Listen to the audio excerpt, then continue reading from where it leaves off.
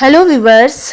आज की इस वीडियो में हम बीएड फोर्थ सेमेस्टर की 5वीं फाइल स्कूल इंफ्रास्ट्रक्चर के बारे में डिस्कस करने वाले हैं और इसके अंतर्गत हम देखेंगे कि इस फाइल में हम कौन कौन से पॉइंट को शामिल करेंगे।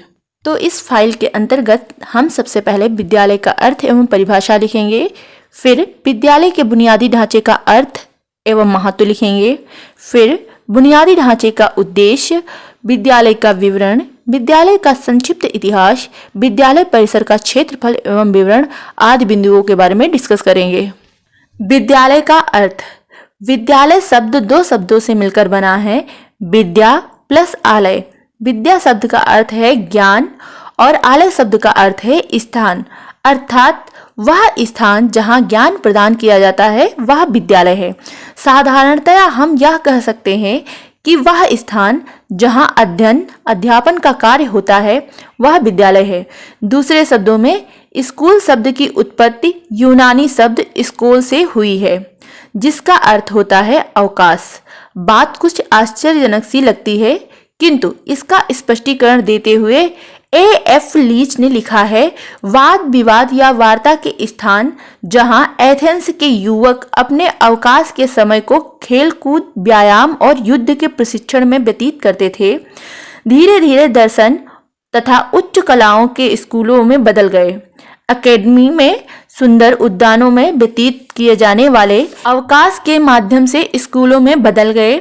अकेडमी के सुंदर उद्यान में व्यतीत किए जाने वाले अवकाश के माध्यम से स्कूलों का विकास हुआ। विद्यालय की परिभाषाएं।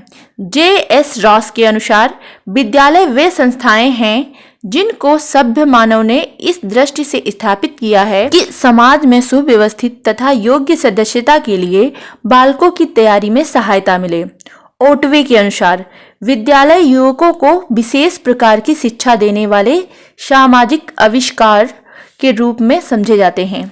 जॉन डीवी के अनुसार विद्यालय एक ऐसा विशिष्ट वातावरण है जहां जीवन के कुछ गुणों और कुछ विशेष प्रकार की क्रियाओं तथा व्यवसायों की शिक्षा इस उद्देश्य से दी जाती है कि बालक का विकास वांछित दिशा में हो।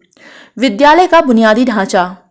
स्कूल के बुनियादी ढांचे के अंतर्गत विद्यालय परिसर के समस्त क्षेत्र आते हैं, जैसे स्कूल की इमारत, खेल का मैदान, पुस्तकालय, कार्यालय, प्रयोगशाला, सार्वजनिक सुविधाएं व अन्य सुविधाएं आदि। विद्यार्थियों के समुचित विकास के लिए विद्यालय का वातावरण सकारात्मक होना चाहिए। विद्यालय का बुनियादी ढांचा बच्चों के विकास में महत्वपूर्ण भूमिका निभाता है। जैसे घर के माता पिता, अगर कोई बच्चा घर में कोई कार्य करता है या कार्य कोई सीखता है तो उसके घर में उसके माता पिता या बड़े भाई बहन उसकी सहायता करते हैं, वैसे ही विद्यालय में बच्चे को नए कार्यों को सीखने के लिए मदद की जाती है। विद्यालय का बुनियादी ढांचा जितना अच्छा होगा वह शिक्षा की दृष्टि से उतना बेहतर होगा। विद्यालय के बुनियादी ढांचे का अर्थ। विद्यालय की इमारत, कमरे, फर्नीचर, खेल का मैदान, शौचालय, पानी की व्यवस्था, कंप्यूटर लैब, मेडिकल, पुस्तकालय तथा अन्य सार्वजनिक सुविधाओं को सम्मिलित रूप में स्कूल इंफ्रास्ट्रक्चर कहा जाता है। स्कूल के बुनियादी ढांचे का महत्व। हम यहाँ पर 5 पॉइंट लिख रहे हैं, आप चाहें तो इसमें अपने हिसाब से पॉइंट बढ़ा सकते हैं। पहला पॉइंट, विद्यार्थियों के लिए सकारात्मक सीखने का माहौल बनाना। अगला पॉइंट, परिवार व समाज को आपस में जोड़ने वाली कड़ी के रूप में सहयोग करना। तीसरा पॉइंट, विद्यार्थियों के अध्ययन में रुचि उत्पन्न करना। चौथा पॉइंट, विद्यार्थियों के संपूर्ण विकास में सहायता करना। पांचवा पॉइंट, सामुदायिक जीवन को प्रोत्साहन प्रदान करना। आप यहाँ चाहें तो 1-2 पॉइंट और बढ़ा सकते हैं। स्कूल के बुनियादी ढांचे के उद्देश्य। पहला उद्देश्य, स्कूल इंफ्रास्ट्रक्चर का विद्यार्थियों के नामांकन, उपस्थित तथा उनकी उपलब्धियों पर महत्वपूर्ण प्रभाव पड़ता है। दूसरा पॉइंट, सुरक्षित एवं स्वस्थ वातावरण प्रदान करना। तीसरा पॉइंट, शिक्षण अधिगम प्रक्रिया को प्रभावशाली बनाना। चौथा पॉइंट, सभी विद्यार्थियों, दिव्यांग विद्यार्थियों सहित के लिए समान अवसर उपलब्ध कराना। पांचवा पॉइंट, बच्चों के शारीरिक, मानसिक और सामाजिक विकास को बढ़ावा देना। छठा पॉइंट, विद्यार्थियों के लिए अनुशासनात्मक एवं सकारात्मक वातावरण का निर्माण करना। सातवां पॉइंट, तकनीकी एवं नवाचार को बढ़ावा देना। 8वां पॉइंट, विद्यालय की कार्यक्षमता को बढ़ाना। 9वां पॉइंट, विद्यालय की प्रतिष्ठा एवं सम्मान को बढ़ावा देना। 10वां पॉइंट, विद्यालय को अधिक प्रभावी, आकर्षक और भरोसेमंद बनाना। इसके बाद इस फाइल के अंतर्गत आप जिस विद्यालय में इंटर्नशिप के लिए जाते हैं उस विद्यालय का विवरण लिखेंगे, जैसे उस विद्यालय का नाम क्या है, उस विद्यालय की स्थापना कब हुई, उस विद्यालय का प्रकार क्या है, विद्यालय में बोर्ड कौन सा लगता है, विद्यालय की बिल्डिंग का आकार कौन सा है, विद्यालय में कितने छात्र हैं और वहाँ पे कौन कौन सी सुविधाएं मौजूद हैं, इसके बारे में आप लिख सकते हैं।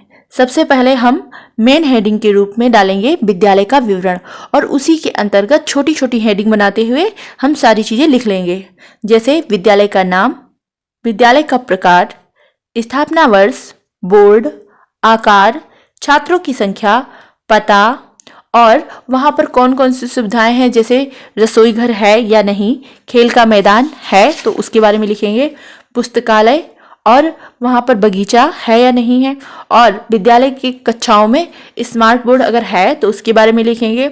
और इसके बाद हम लिखेंगे विद्यालय का संक्षिप्त इतिहास कि विद्यालय की स्थापना कब हुई और विद्यालय है वो सरकारी है या पूर्ण सरकारी है या अर्ध सरकारी है या फिर कैसा है, इसके बारे में विवरण लिखेंगे।